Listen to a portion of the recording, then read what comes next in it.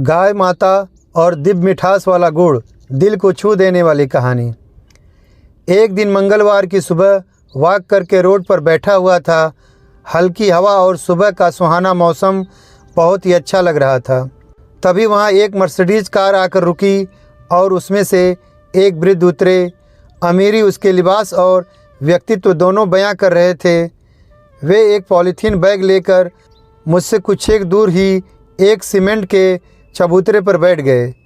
Polythene चबूतरे पर उड़ेल दी, उसमें गुड़ भरा हुआ था। अब उन्होंने आओ आओ करके पास में ही खड़ी बैठी गायों को बुलाया। सभी गाय पलक झपकते ही उन बुजुर्ग के इर्द गिर्द ठीक ऐसे ही आ गईं जैसे कई महीने बाद बच्चे अपने बाप को घेर लेते हैं। कुछ को उठाकर खिला रहे थे तो कुछ स्वयं खा रही थी। वे बड़े प्रेम से उनके सिर पर हाथ फेर रहे थे। कुछ ही देर में गाय अधिकांश गुड़ खाकर चली गईं। इसके बाद जो हुआ वो वाक़या जिसे मैं ज़िंदगी भर भुला नहीं सकता।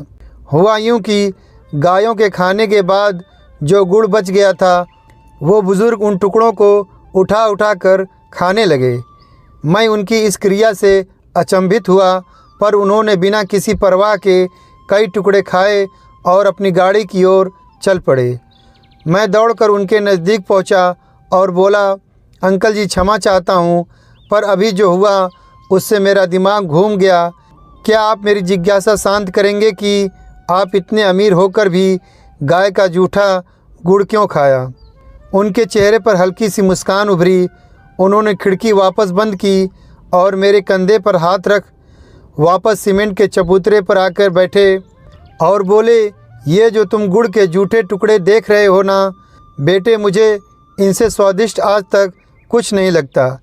जब भी मुझे वक्त मिलता है मैं अक्सर इसी जगह आकर अपनी आत्मा में इस गुड़ की मिठास घोलता हूँ।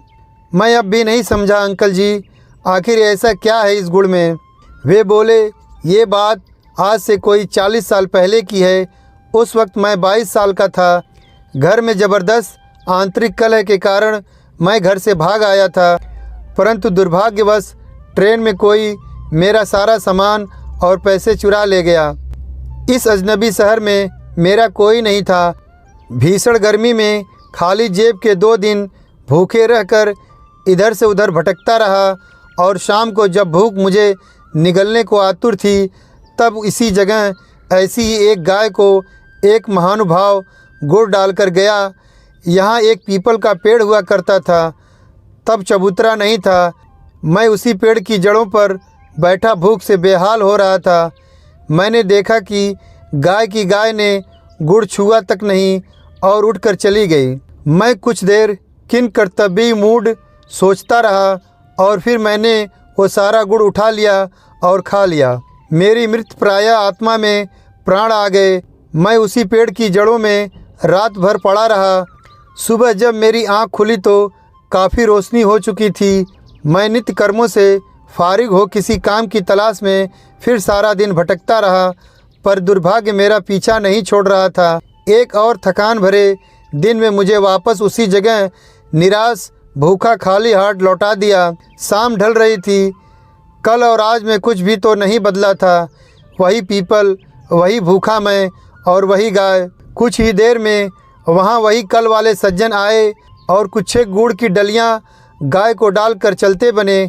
गाय उठी और बिना गुड़ खाए चली गई। मुझे अजीब लगा, परंतु मैं बेबस था, सो आज फिर गुड़ खा लिया मैंने और वहीं सो गया।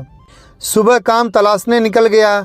आज शायद दुर्भाग्य की चादर मेरे सर पे नहीं थी, सो एक ढाबे पर मुझे जूठे बर्तन धोने का काम मिल गया। कुछ दिन बाद जब मालिक ने मुझे पहली पगार दी तो मैंने 1 किलो गुड़ खरीदा और किसी दिव्य शक्ति के वशीभूत 5 किलोमीटर पैदल चलकर उसी पीपल के पेड़ के नीचे आया। नज़र दौड़ाई तो गाय भी दिख गई। मैंने सारा गुड़ उस गाय को डाल दिया। इस बार मैं अपने जीवन में सबसे ज़्यादा चौंका, क्योंकि गाय सारा गुड़ खा गई, जिसका मतलब था कि गाय ने 2 दिन जानबूझकर मेरे लिए गुड़ छोड़ा था। मेरा हृदय भर उठा। उस ममतामयी स्वरूप की ममता देखकर मैं रोता हुआ ढाबे में पहुंचा और बहुत सोचता रहा। फिर एक दिन मुझे एक फर्म में नौकरी मिल गई। दिन ब दिन मैं उन्नति और तरक्की की शिखर चढ़ता गया। शादी हुई, बच्चे हुए, आज मैं खुद की फर्म का मालिक हूँ। जीवन की इस लंबी यात्रा में मैंने कभी भी उस गाय माता को नहीं भुलाया। मैं अक्सर यहाँ आता हूँ और इन गायों को गुड़ डालकर इनका जूठा गुड़ खाता हूँ। मैं लाखों रुपए गौशालाओं में चंदा देता हूँ, परंतु मेरी मृग तृष्णा यहीं आकर मिटती है बेटे। मैं देख रहा था वे बहुत भावुक हो चले थे। समझ गए अब तो तुम? मैंने सिर हाँ में हिलाया। वे चल पड़े।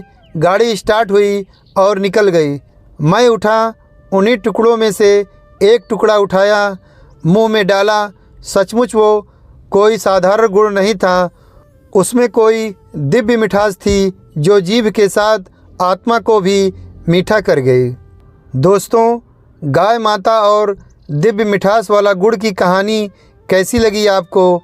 दोस्तों, अगर कहानी अच्छी लगी तो प्लीज़ एक लाइक, शेयर और सब्सक्राइब करना मत भूलना। कहानी सुनने के लिए आपका धन्यवाद।